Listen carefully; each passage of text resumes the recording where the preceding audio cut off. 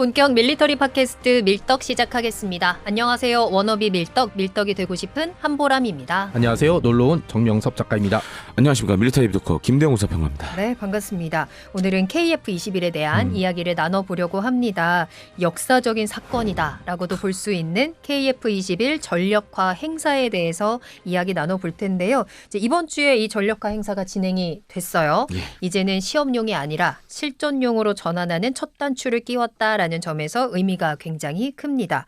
굉장히 오랜 시간 동안 개발도 했고 시험하고 운용 적합성 단계로 이제 진입을 하게 된 거잖아요. 예. 이번 행사 한번 짚어볼까요?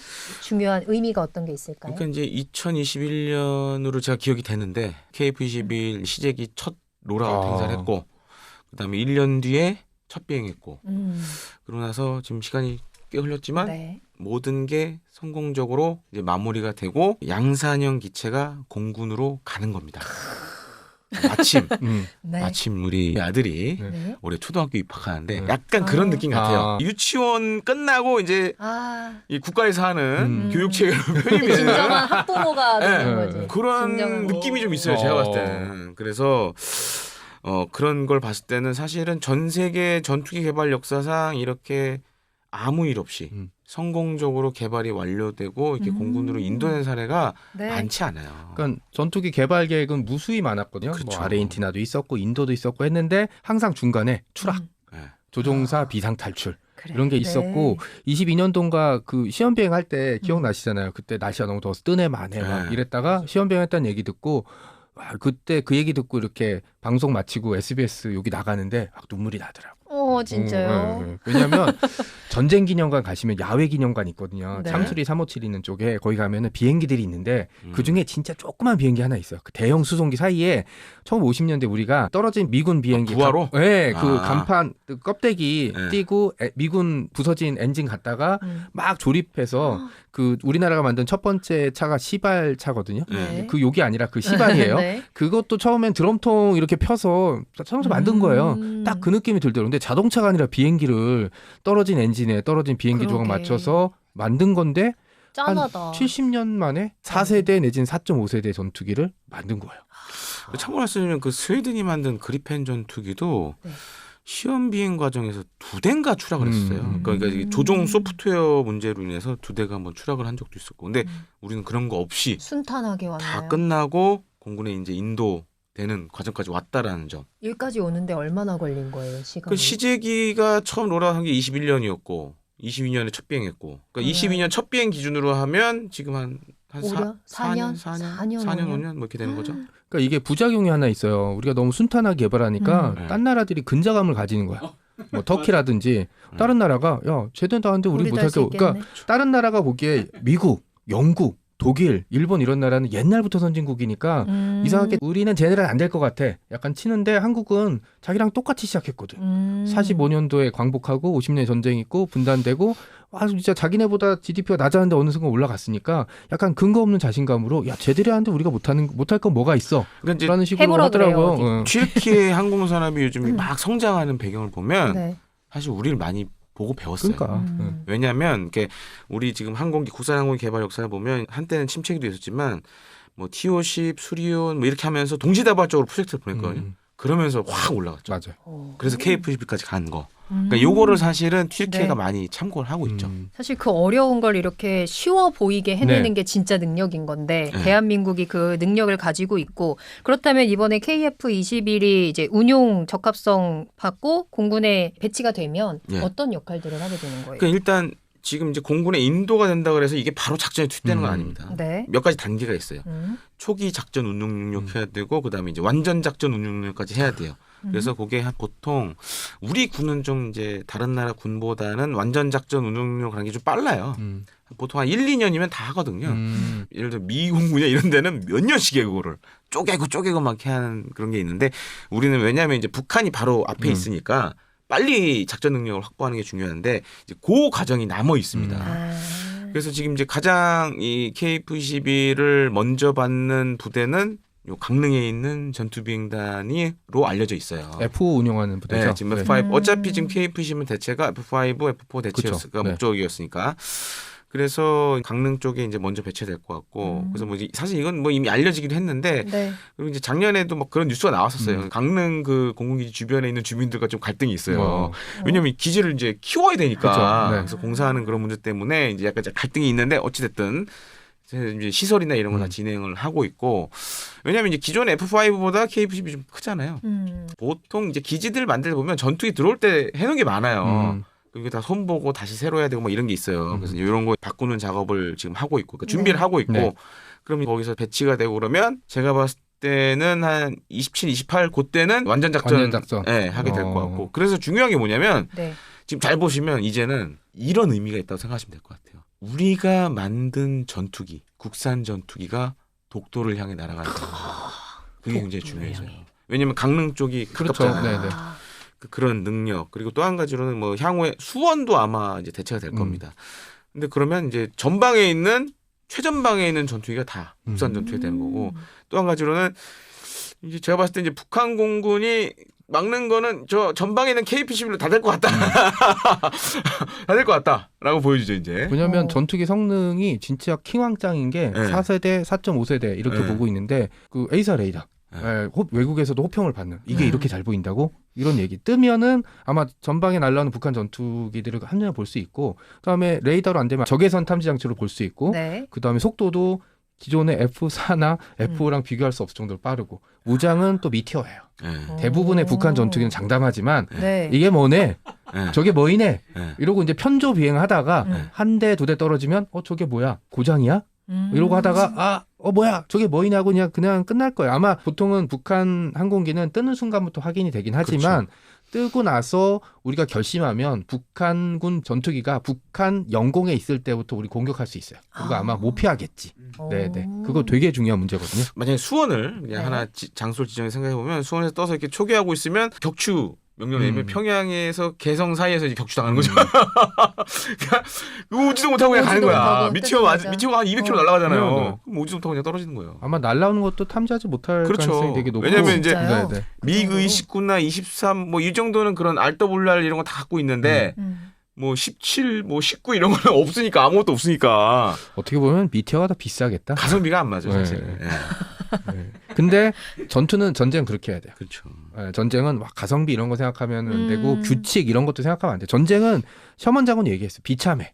그러니까 될 수 있으면 빨리 끝내야 되는 게 맞고 그리고 이제 어떻게 보면 그런 게 대량 살상을 막을 수 있는 압도적인 우위와 무력을 가지는 게 그런 군사력은 저는 곧 경제력의 하나의 보탬이라고 좀 생각을 하고 네. 그다음에 4세대 전투기를 자체적으로 만든 나라 10나라도 잘 안 돼요. 없어요. 네, 그리고 공군력도 대체하는 게 F4랑 F5잖아요. 그 전투기가 그렇죠. 나쁘다는 뜻이 아니라 네. F5는 달 수 있는 공대공 무장이 사인드 와인드밖에 없어요. 네, 그거에 비하면은 갑자기 라식 수술에다가 그 운동을 열심히 해서 몸매가 커졌어? 엄청 커진 거고 그 다음에 뭘 약을 잘 먹어서 네. 키도 커진 거야. 그래요? 뭐 그런 셈이라고 보면 되죠. 약간 캡틴 아메리카 그렇죠. 변신하듯이. 네, 맞습니다. 그런 거네요. F5가 사실 전방에 있는 이유가 그거예요.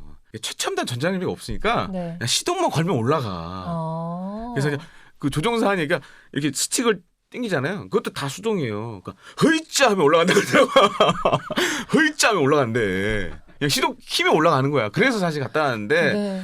지금 KF-11은 비교 안 되죠. 세대만 해도 뭐 거의 한두 단계를 넘어버리니까. 그런 정확하게 면에서는 근데 그럼 얘가 하는 역할은 뭐예요? 일단은 북한과 관련된 거. 공중 음. 초계라든가 이제 북한의 그런 공중 전력이 남하하는 걸 저지하는 거. 강릉 쪽에 있다 보면 독도 쪽으로 예를 들어서 러시아 항공기 온다 그러면 이제 날아가는 거죠. 조만간 KF-21이 이제 독도 상공을 네. 비행하는 게 이제 저는 그냥 낮보다는 약간 석양을 등지고 날아가는 게 진짜 멋있을 것 같아요. 근데 이제 그게 나오면 이제 일본에서 또 뭐라고 하겠죠. 이제. 어차피 뭐라고 하는 애들인데 뭐 어때? 네. 그 남중일기에 나왔습니다. 외인들이 신의가 있다는 얘기는 들어본 적이 없다. 네. 이번에도 보세요. 그렇군요. 자기네들이 필요할 때는 오지 마 이랬다가 필요 없을 할 때는 이번에 또 중국이랑 사이가 나빠지니까 스미마셍 이러잖아요. 네, 네. 그냥 맞춰주면 돼. 일본 그 중요하다고 하면 됩니다. 옛날, 예. 네, 뭐 그런 거죠. 그리고 이제 그렇군요. 블록 1이니까 어차피 공대공 버전이긴 한데 네. 초반에 북한의 항공 전투기 움직임이 좀 이상할 때 그때 선제적으로 올라가서 대기할 수 있고 그다음에 F5면 할 수 없는 게 사인드 와인드밖에 없어요. 그러니까 근거리에서 전투를 벌여야 되는데 이거는 미티어가 200km 날아가니까 말씀드렸듯이 북한 영공인데 움직임 이상해. 네. 쏠까요? 네. 그러면 이제 발사 이러면은 이제 북한 영공에서 그냥 끝나는 그쵸, 거예요. 그러니까 네. 평양 개성 사이에서 그러니까. 그냥 굿바이 하는 거죠. 네. 네. 못 내려와요. 못 내려오죠. 네. 그 다음에 아까 얘기했던 대로 동해 상공으로 네. 이제 러시아가 카디즈 선으로 이렇게 내려올 네. 때 KF-21로 이렇게 쫙 음. 한번 가서 탑건처럼 이렇게 한번 뒤집어서 사진 한번 찍어주고 네, 그래 되죠. 네. 그래서 초창기에 KFX 컴퓨터 그래픽으로 만든 영상 보면 네.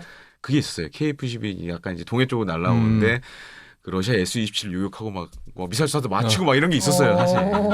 그래서 야 이거 패기가 쩌네. 막 이러면서. 네. 자, 그런데 이제 앞서서도 잠깐 언급해 주셨지만 지금 블록 1 보라매잖아요. 배치가 이제 되면 네. 우리는 또 이제 다음 단계 준비해야 그렇죠. 되잖아요. 네. 블록 2, 블록 3 가야 되거든요. 지금 현재 계획이나 개발 상황 어떻게 되고 있을까요? 뭐 저희 지난 시간에도 한번 했지만 이제 국가연 주도로 KF-21의 이제 레이더를 개량하는 성능을 업그레이드하는 사업을 지금 진행 중에 있고 네. 그게 이제 사실 KF-21 블록 2의 핵심 사업이긴 합니다. 그래서 뭐 공대 지 그다음에 공대 해 모드를 이제 추가를 하고 거기에 전자전도 집어넣고 그리고 이제 무장 투하도 해봐야 되고 할 게 많아요. 그게 한 27년 말 28년 초까지 되면 아마 이제 그 다음에는 이제 KF 블록 2로 이제 완전히 넘어가는 거죠. 블록 1은 아마 이제 40대까지만 하고 끝나고 그게 다 아마 강릉으로 갈 것 그렇죠. 같아요. 나머지가 이제 수원 쪽으로 가던거나 아니면 뭐 20대 20대 나눠서 갈 수도 있고 뭐 그렇게 될 것 같습니다. 그리고 네. 블록 3는 사실 이제 카이 쪽에서 이제 많이 얘기를 하는 거고 공군 쪽은 사실 고민을 좀 많이 하고 있죠. 왜냐하면 주변에서 지금 5.5세대 혹은 6세대 전투기 얘가 자꾸 나오니까 그렇죠. 이 블록 3로 가야 되냐 아니면은 아예 KF-21 기반으로 새로운 전투기로 갈 거냐 요게 조금 이제 고민이 되는데 네. 어찌 됐든 뭐 그게 블록 1이 됐든 블록 2가 됐든 향후 업그레이드는 아마 유무인 복합이 굉장히 큰 이슈가 될 것 같아요. 대한항공도 그렇고 카이도 그렇고 뭐 국가연도 그렇고 지금 이제 유무인 복합 뭐 전투기 같은 걸 계속 개발을 하고 있으니까 네. 이걸 얼마만큼 잘 빠른 시간 내에 이제 체계 통합을 하고 하냐 이제 이런 것들이 좀 남아 있습니다. 미사일 국산화 개발하는 시점과 네. 블록 2, 3 시점이 거의 동일선상으로 가지 않아요? 그렇죠. 일단은 이제 가장 먼저 진행되는 거는 공대지 무장, 천룡. 네. 장거리 공대지 미사일 그렇죠. 2차 사업이 이제 블록 2에 맞춰서 이제 갈 것 같고 네. 그다음에 해외에서 들어오는 여러 가지 이제 공대지 유도탄 뭐 제이담 뭐 그쵸. SDB 이런 것 다 들어가고 다만 지금 이제 뭐 저희도 몇 번 했지만 이제 국산 공대공 미사일 관련된 거 뭐 장공공, 단공공 그건 이제 2035년쯤에 적용이 될 것 같고 또 한 가지로는 뭐 카이다 때문에 지금 논란이 많은 초음속 공대함 미사일도 아마 내년쯤에 사업이 좀 나올 것 같아요. 근데 일단 올해는 지금 핫 이슈가 장공공. 누가 체계 개발을 가져가냐. 그게 3월이잖아요. 네. 아마 이제 4월쯤에 좀 본격화된다는 얘기가 나오고 있어요. 야, 올해 업체 운명이 걸린 결정이 많이 나오네요. KDDX도 그렇고 그러네요. 장공공도 그렇고. 네. 네. 그래서 이제 그게 있고 그다음에 국산 엔진 관련된 것도 슬슬 시동을 걸고 있습니다. 근데 이게 어찌됐든 수조 원의 돈이 들어가는 사업이기 때문에 네. 그것도 이제 사업 타당성 검토라든가 그렇죠. 여러 가지 절차들이 필요해요. 그런 게 순탄하게 진행이 되면 아마 올해 좀 뭔가 이제 시작이 되지 않을까 하는 생각이 들죠. 그러니까 30년대 중후반 되면은 이제 네. 국산 엔진 그다음에 장공 단공공에 대한 게 나오면 진정한 우리 이제, 거. 그렇죠. 라팔이 다 부럽진 않은데 네. 좀 못생겼거든요. 근데 유일하게 부러운 게 나사 하나까지 자기네 거야. 그러니까 미국의 통제를 받지 않아도 되는 상황이 있어서 미국이랑 좀 애매한 나라들이 라팔을 많이 산다고 하는 이유 중에 하나거든요. 그러니까 우리도 한번 그런 길을 가보는 거 좋죠. 또 우리도 지금부터 시작인 거네요. 이 블록 그쵸. 1을 시작으로 정말 우리 전투기를 만드는 그 출발점에 서 있는 것 같고요.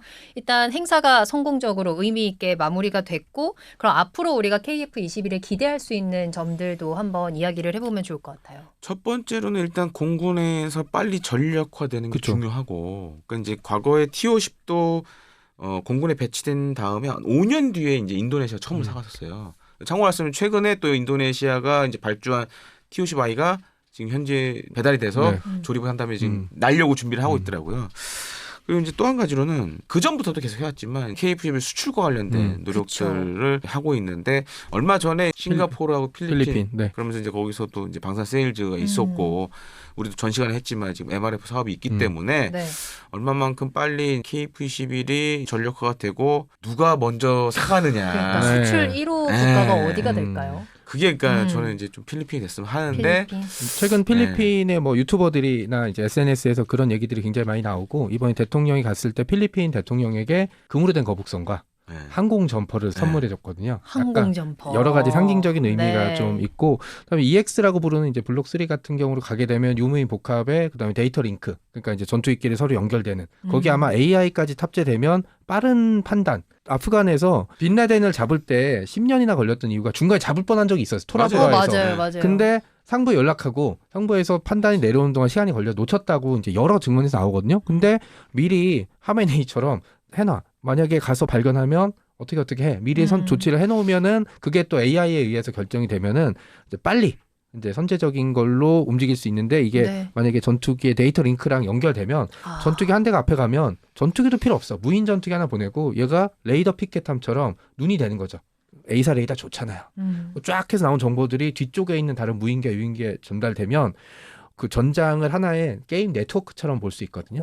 그러니까 그렇게 되면은 상대방보다 한 발 더 먼저 보고 먼저 쏘고 먼저 판단할 수 있는 네. 전쟁에서 공평함 따위는 없습니다. 내가 상대방보다 요만큼이라도 앞서야지 이길 수 있고 살 수 있는 게 있기 때문에 이런 걸 우리는 계속 유지해야 됩니다. 그래서 마지막으로 설명드리면 이제 이렇게 되면 만약 KF-12 다 전력화가 되면 이제 우리 공군은 4.5세대 이상 전투기만 있는 거예요. 그러니까 F4, F5 다 나가게 되면 밑으로는 다. 없는 거죠 이제. 그러면 전력이 질적으로 굉장히 향상되는 그러네요. 거죠. 그런 점도 있습니다. FA50도 4.5로 봐야 될까요? 4세대로 봐야 되는데 이제 향후에 한번 F50도 성능 개량을 할 거예요. 항전이나 이런 거 손을 네. 보게 되면 네. 4.5로 이제 또 올라갈 수도 있죠. 성능 개량 할 거니까 반올림 해주죠. 뭐, 그렇죠. 미리. 0.5 해주면 되지 뭐. 네. 저 하나 더 궁금한 게 있는데 우리가 이번에 역사적으로 이런 전력화 행사를 시작을 했잖아요. 네. 블록 3 정도 되면 사람들 아직도 의심하고 있는 게 네. 스텔스로 가는지 아. 아니면은 이게 저피탐률을 오히려 그냥 줄이는 방향으로만 가는지 네. 궁금해하는데 과연 어떤 모습일까요? 블록 3는 이거는 업체에서 제안을 하고 있는 거고 아직 공군이 채택을 할지 안 할지는 몰라요.